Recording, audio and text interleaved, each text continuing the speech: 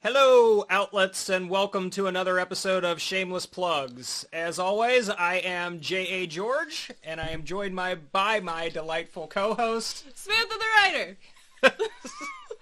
That was an enthusiastic greeting there, Samantha. I had French toast this morning. You did have French toast. Made me happy. I don't know why I'm acting like I know that. I didn't have French toast with you. No, anything, you didn't, but I told you about it. You did tell me about it. Because it was yummy.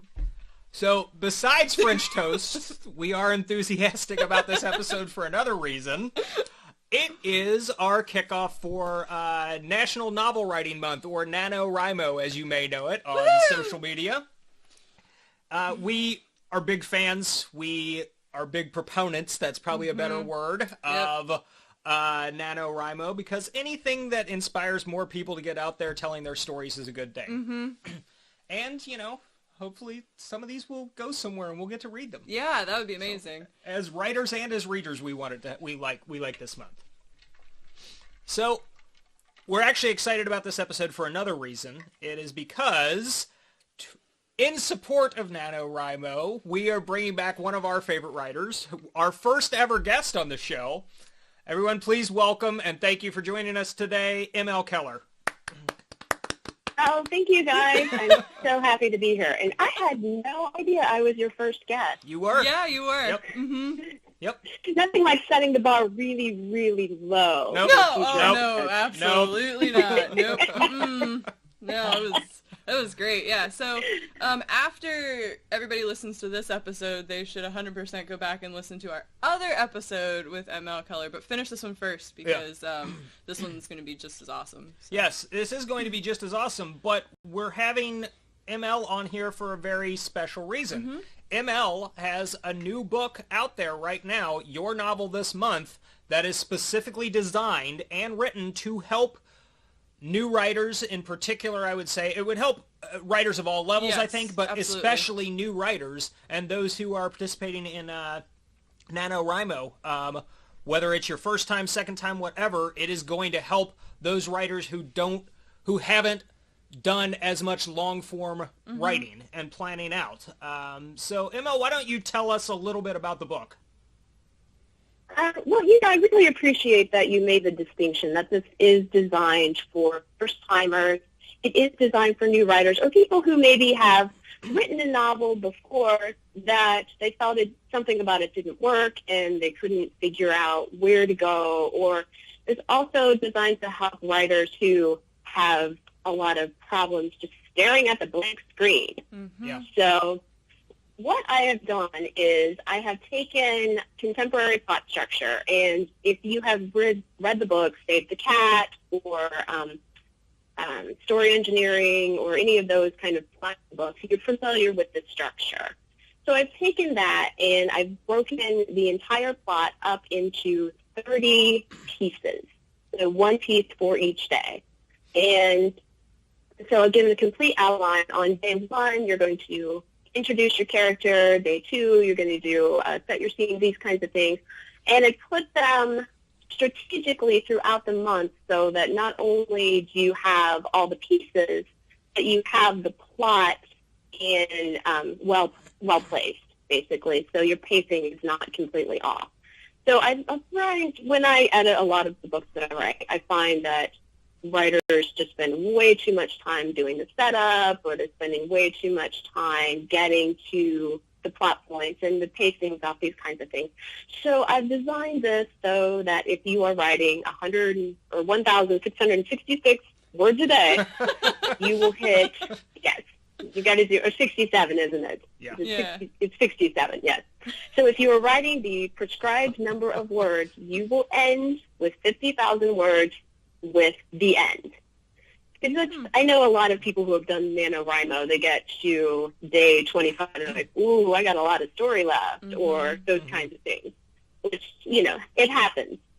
So that is the idea behind this book. And I really wanted to have something that was going to really take the beginner step by step, really hold your hand so that if you needed the help, it was there. And if you wanted to, go a little bit more on your own, you could do that too. But if you needed something to fall back on, these are the instructions. This will get you to your goal. that's the idea behind the book. Yeah. Now, one of the things that I like that you do in there is not only do you tell people some of the things that they should be doing, but some of the things that they should not be doing. Right. Like the cliches and so on. Oh, right. Well, like I said, I work also as a freelance editor, and I can't tell you how many times I've opened the book and on the first page they're putting in the coffee shop. Or, Yeah. so, honestly, my motivation is very selfish there. I'm tired of reading the same beginning over and over and over again. And I'm sure if with my limited sampling, I have extrapolated this from the data, I can only imagine what people who get hundreds of submissions see. Yeah. How many times have they seen the coffee shop opening? How many times have they seen the waking up opening? How many times have they seen, all these things that are just so prevalent. Yeah. Well, and that's so true. Yeah. How part of writing is trying to find a subtle yet creative way to make your novel stand out. So if you've got 5 things on your desk and you open up 3 of them and they all start in a coffee shop, it's like, okay, maybe not the best thing. Right. We're going to sit in the coffee shop with the sassy best friends complaining about our love life. But I mean, that's what everybody I think does, I've read this right? book. I mean, I've got 4 more right here on my desk. So, yeah. Well, and I like one of the points that you make that's related to that. If it's something that you immediately thought of, a bunch of other people have immediately thought of it too. that's a really good point. Right. Right. And it's true because the way that pop culture is and the way that mass media runs, most of us have seen all the same movies. We've read all the same. Everybody's read Harry Potter. We've all seen and been exposed to the same thing, so that we're conditioned to have the same responses. So you might not realize on a conscious level that you are just mimicking what you have been trained to do. So, especially if it's your first novel, we're like, okay, we're going to wake up and we're going to go have breakfast and we're going to go to a coffee shop. And if it's your fantasy novel, you're going to go out into the forest and collect some herbs while you ruminate about your arranged marriage. And Yes. it's just like, yeah. So, these kinds of things. And you're going to, of course, meet him at the festival. Yes. That's later that evening. Oh, yeah. Absolutely. Always the Yeah. Duh. Where else do people meet? Yeah, I was going to say, is there anywhere else? Right, I don't know. exactly, the festival. So, I mean, in the 90s, the friends met at Central Perk. In the 1300s, they met at the festival. I mean, right, and at the festival. And then, if it was really racy, we would go to the tavern for some ale. Whoa. We just jumped genres, I think. Not my daughter. Whoa. I think so, right? So, you mentioned movies in the conversation there. Can you tell us a little bit about some of the examples that you use throughout the book and why you chose the ones that you did? Okay. This is actually, I'm glad that you brought this up because I've had a couple of people say that they were not familiar with the example, so it does kind of limit the book. And that is one thing that you run into a lot when you're writing these kinds of articles or you're writing these kinds of papers. And you need to give examples of what you're talking about. So you need to be able to say, well, this is an inciting incident, for example. And in this book or in this particular movie, the inciting incident was X, Y, Z. Well, if the person hasn't seen that movie or read that book, the examples mean nothing to them. Right. So I chose as my examples, I chose the Lego movie, Nice. the Lego Batman movie. Mm-hmm. I also draw a lot from the Hunger Games, and of course my favorite movie of all time, Pixar's Inside Out. Very nice. Now you're like, movie. wait a minute, these are all kids' movies. And, well, Hunger Games, not so much. I think it's young adult. But the reason I chose children's movies was they're very simple in their structure. So everything is very plain and very easy to kind of extrapolate from. If you're getting into more complicated, more adult themes, there's a lot more room for variation. Children like things to be very much in a specific structure, very, ordered.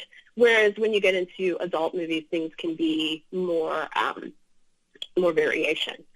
So if you're going to teach basic structure, I wanted to go with a movie that fit those basic plot points and those basic structure very cleanly. So these particular movies, they're definitely spec written.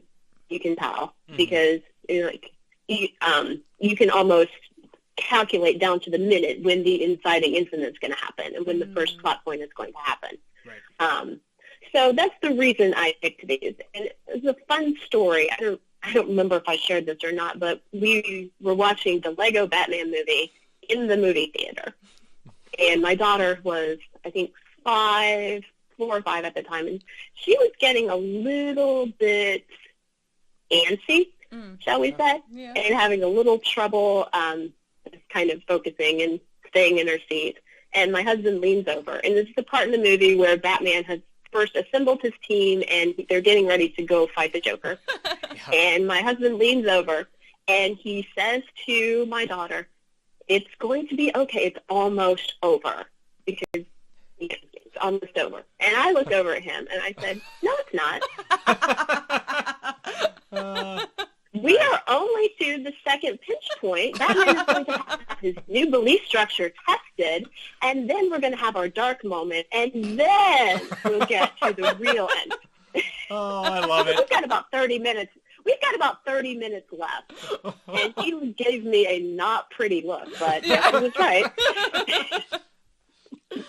Oh, that's hilarious. That's kind of fantastic. So, yeah, so that was definitely a method in the madness. I wanted to pick examples that were going to perfectly illustrate these points. And that's important to do when you're teaching something. You need to have a very clean example, and then you send your student out into the world to kind of try things out and make things more complicated. So if you haven't, and I do give a warning early in the book, if you have not read Hunger Games, if you have not seen these particular movies, the examples are not going to be as effective.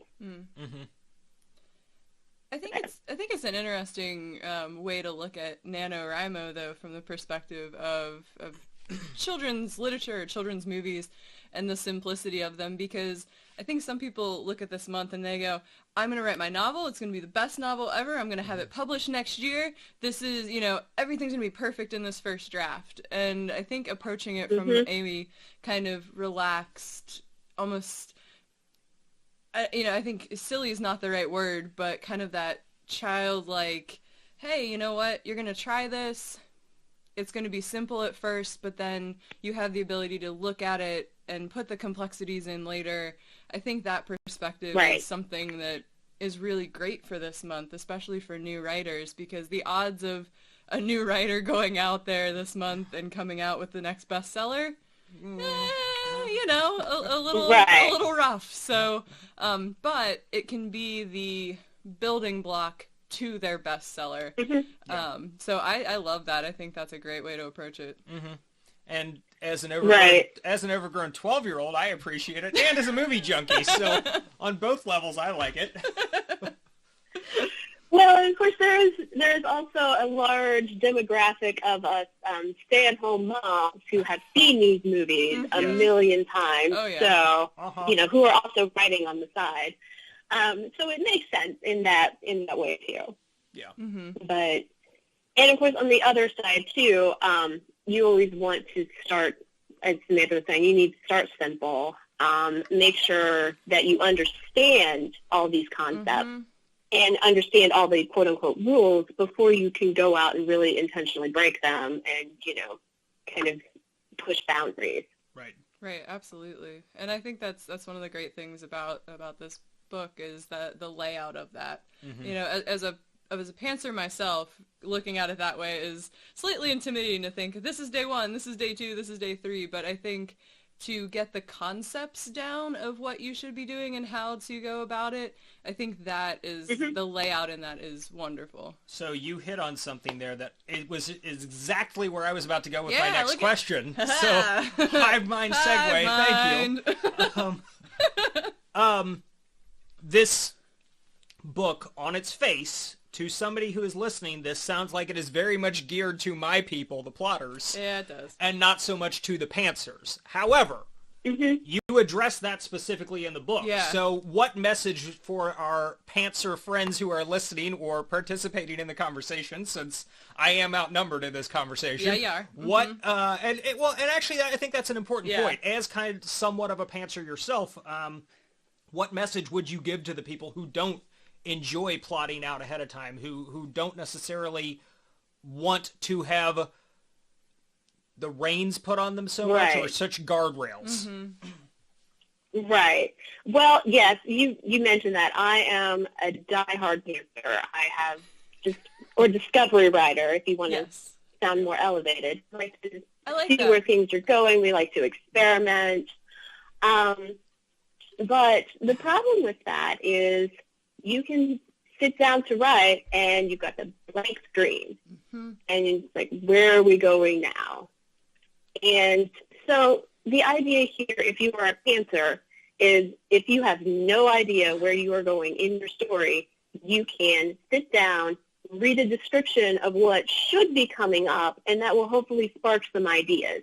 So you can use it more as a writing prompt as opposed to a cage, more or less, is the way I looked at this. And I think if I had this sort of outline the first time that I was writing, I would have understood a little bit more about writing scenes that don't go anywhere, or which you can always tell when it's a panther because they'll have a scene of the jumbled.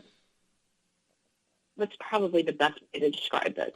Jumbled mini scene to transition to something. Yep. Do you know what I'm talking about? Yeah. So you're just kind of cataloging in diary form the day of what a person did, and it doesn't go anywhere, it doesn't support the story, and it doesn't have any function in the story, but it's just, okay, but you had this plot thing that was happening, and you have this other plot thing that's going to happen later in the day, and you're just going to fill in all the little details in between.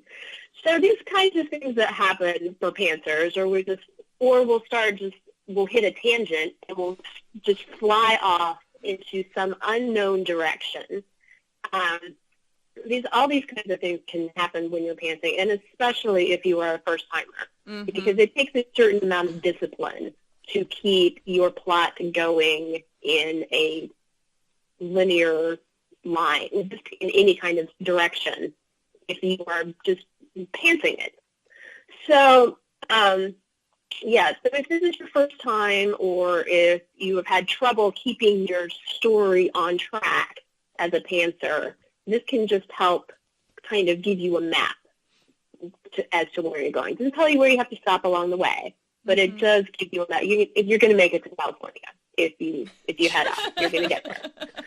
So you're not going to end up in Alaska or Florida if you started out and drive in Cincinnati. So if you just get on the freeway and you just go, you don't know where you're going to end up. But to have a sort of map that can keep you somewhat contained can be very helpful as a pantser. This is kind of a digression, but two things came up while you were, I couldn't help picturing, you were talking about going to California and ending up in Alaska. I couldn't help but picture Bugs Bunny taking the wrong turn in Albuquerque. Taking the wrong turn in Albuquerque. Exactly. Yeah. And even experienced writers, this is the other thing that came up, even experienced writers will, if they are of a pantser variety, they will go off on these segues, because Samantha's an experienced writer. Right. I still hear about these vast branches, let's call them. We'll go with branches. Yeah, we can use that word. Yeah. I like your description, though, when you talk about using some of these ideas as writing prompts, because regardless of which camp you fall into, or if you're a combination of both, we can all benefit from a strong prompt and a way to look at writing in that way. So I think that's a great description of how to use some of these ideas and how to kind of stick to NaNoWriMo and the spirit of it. So yes, Pantser friends, prompts. Well, and you know what? I would say that even for plotters, I am a die-hard plotter. I love plotting out. Like I said, I know the basic structure for novel number 6 in the series when I've only written the first one so far. I mean, you know, this is still helpful because I still have the moments where I'm staring at a blank page. It's still helpful to be reminded. Right. Even though, yes, I know this is the plot point that I am hitting, this is the overall importance in the structure of the story and everything to keep me focused. Yeah. Even as a plotter. Right. Yeah. And even hitting those basics again, because I feel like for new writers, a lot of it may be new, and be looking at it like, oh my gosh, I've read things 100 times, and I didn't realize that's what the author was doing. But then for the experienced people to go back and be like, oh my gosh, I've written around this 100 times. Like, now I know what I'm missing. I think that is also a way that this can be used for people with a little more experience under their belt, because sometimes you just can't diagnose your problem. Myself, because my first novel that I wrote, I completely pantsed it, of course. And I felt it was somewhat successful. I would give it like a solid C. And I went back later, and I realized that I had, on a subconscious level, had most of these plot points. And that it goes back to the idea that we have all consumed the same media. So we have been trained to expect these elements in a story, whether you're aware of them or not. We expect them to be there. So it makes sense that even on a subconscious level, I would have reproduced that in my own novel, even though I thought I was, quote unquote, pantsing it. So I think that's an important distinction to make, because people think that, or at least muggles out there who don't know writing lingo and this, that, and the other, they think that people just sit down and then they just the words flow through the fingers and, you know, that kind of thing. And no, it's very much to a recipe. Stories that are successful, most of them follow a recipe of some sort. So. Yep, agreed. And we see this not only in writing, we see it in music and in other art forms, you know. Like if you look at song structure, verse, refrain, bridge, back to the refrain. It's very, very rigid. And most songs out there follow this exact same formula. So we have been conditioned to see patterns, and when we don't see these patterns, we don't have anything to latch onto, and we start to feel very uncomfortable. So it matters when people pick up and it gets even more intense in genres like romance, where you absolutely have to have the meet cute. You have to have the no way one, and you have to have the no. You have to have all these little pieces, and if you don't, then your book does not get classified even as a romance genre book. You get put in literary fiction or historical fiction or whatever, with romantic elements. So having these specific points, the expectations are there. So I know I'm not trying to put you on the spot here, but since we had talked about this a little bit before we went on the air, you mentioned romance, and I know that you're working on kind of a project related to that. So how has what you've done in your novel this month translated into entering into kind of a new genre for you? Well, you know what? I'm glad you brought this up, because the romance plot point structure, I do not cover that in your novel this month.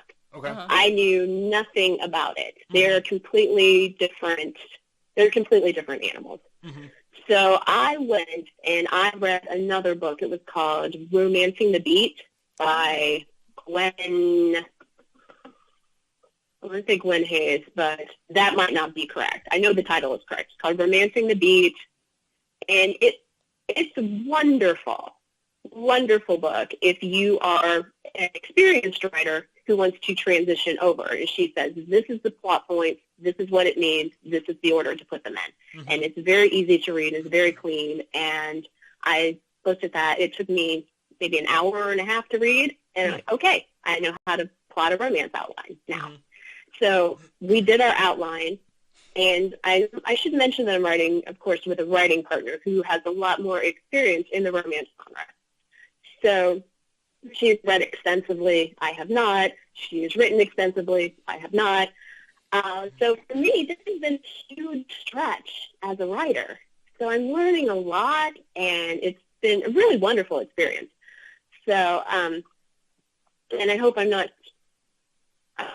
maybe spoiling it too much, but as far as being a romance writer, I think I would have to be a plotter if I'm going to do a romance, because it's so structured and so strict what has to happen when. And I don't think I could do it without an outline.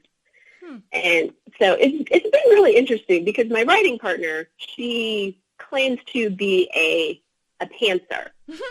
So we're trading back and forth. I'm writing one point of view, she's writing the other point of view.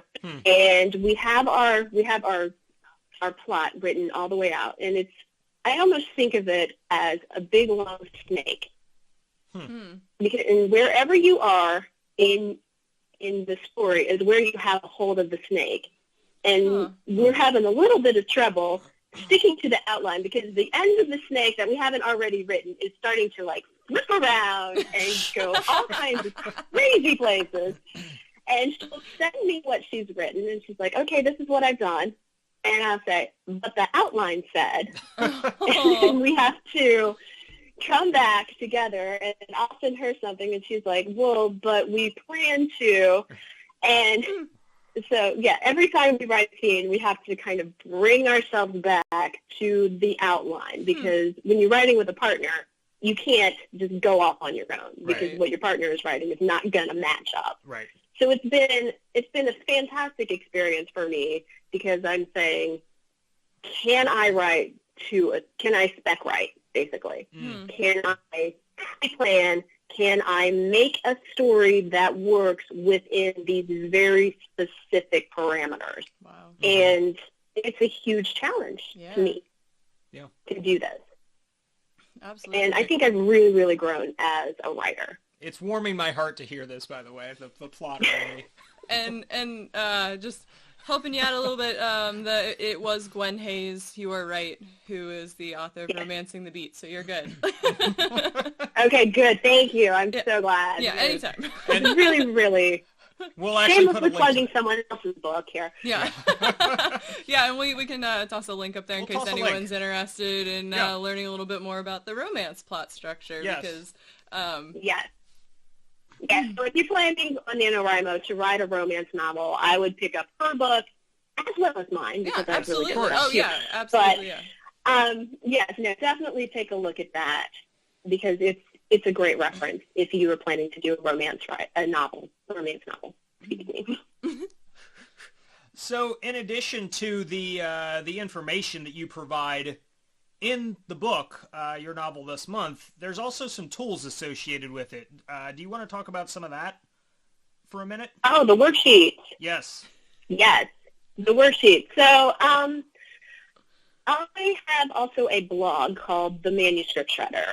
So it's themanuscriptshredder.com. And as I've been going along writing articles about what you should do in your writing, I have amassed a collection of worksheets. I have included a link to all of these worksheets, which are available on my website at themanuscriptshredder.com/downloads. So it's all there. And you can download my plot point calendar. It's already written out. You can download my plotting your scene and sequel. I do touch on scene and sequel in the book. It's the Scene and Sequel Technique by Dwight Swain in Techniques of the Selling Writer. I don't know if you're familiar with this, but it's one of the textbooks of contemporary writing. So he covers the Scene and Sequel Technique, and I have written 2 worksheets that just break it down to the absolute pieces of Scene and Sequel. It's very, very plotter-oriented, so John, it should appeal to you. Yes!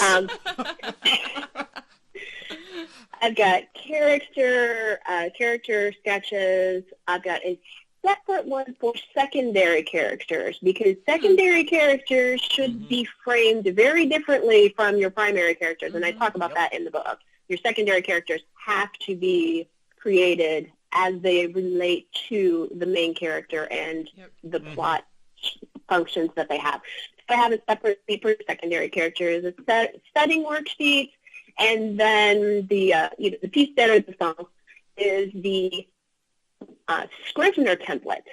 So if you use Scrivener, I have taken the plot point calendar and I have pre-plotted in folders in a Scrivener template with all of the descriptions for each plot point. That's new. It's not actually mentioned in the book.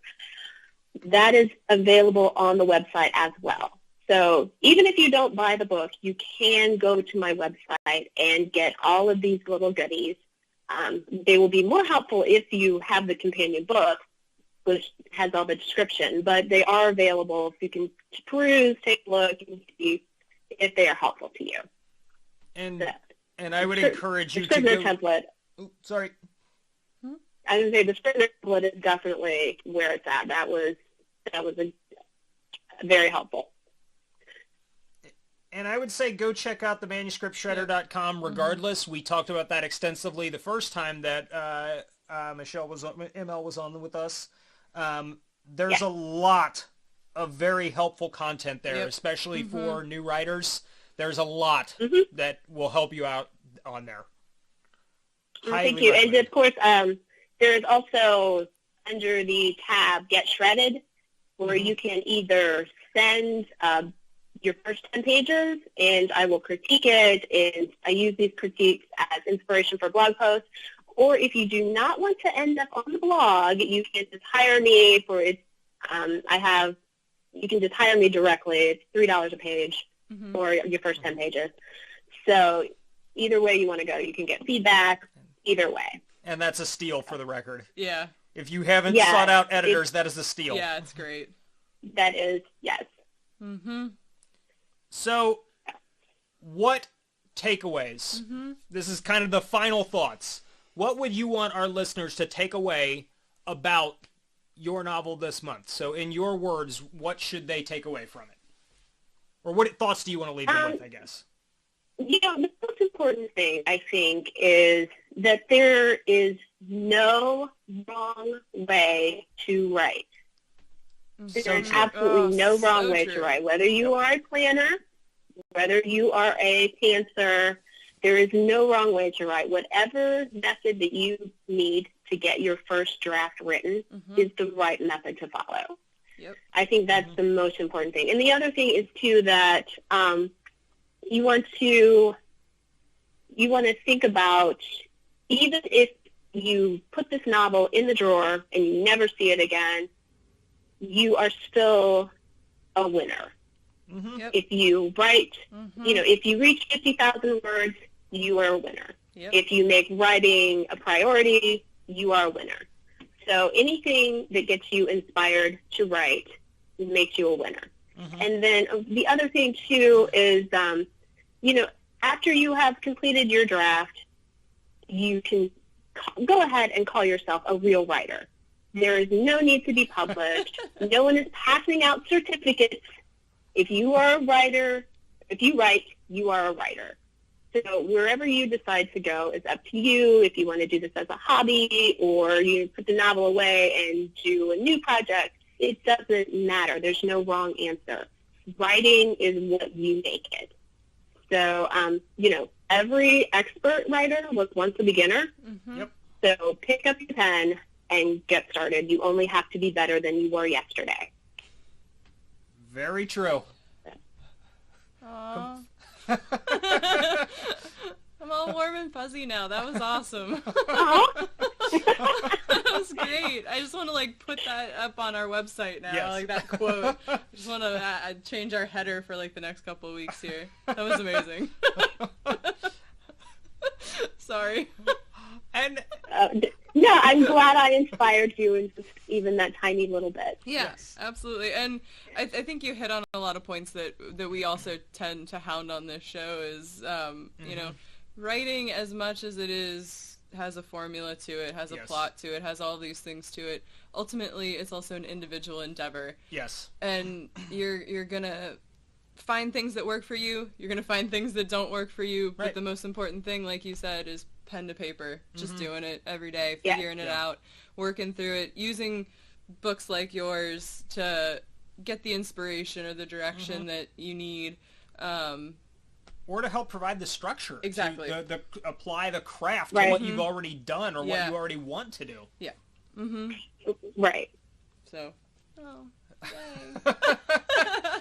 So obviously we will have links on our Yes, site, but absolutely. where would somebody be able to find your novel this month? Should they have been persuaded by this conversation to go out and pick it up? It is available exclusively on Amazon. Okay. And right now, it is currently only in ebook format, but the proofs should be arriving for the print version at my house this Wednesday. Yay! And so assuming all of the, assuming I don't open it up to page 30 and find an immediate typo, we are looking at having a print version very, very soon, probably within the time that you guys actually go to print, so to Sweet. speak. Awesome. Very cool. That's great. It's coming up definitely within the next couple of weeks. So Okay. if you are a print version person, it's coming. Great. Perfect. Well, we will toss all those links onto our website, as well as to the manuscript shredder, which again, check that out. Great resource for new writers, old writers, all writers. And I think that brings us to the end, right? That brings us to the close of another Man. episode. So thank you to our outlets. Yes, thank you, outlets. And thank you very much to our guest, ML Keller. We really appreciate Thank you coming back on the Yeah, show. right? I know, that's the thing. Like, you came back to hang out with us, so Yeah. that's always a good sign, right? Yeah. You at least kind of like us. Yeah, a little bit.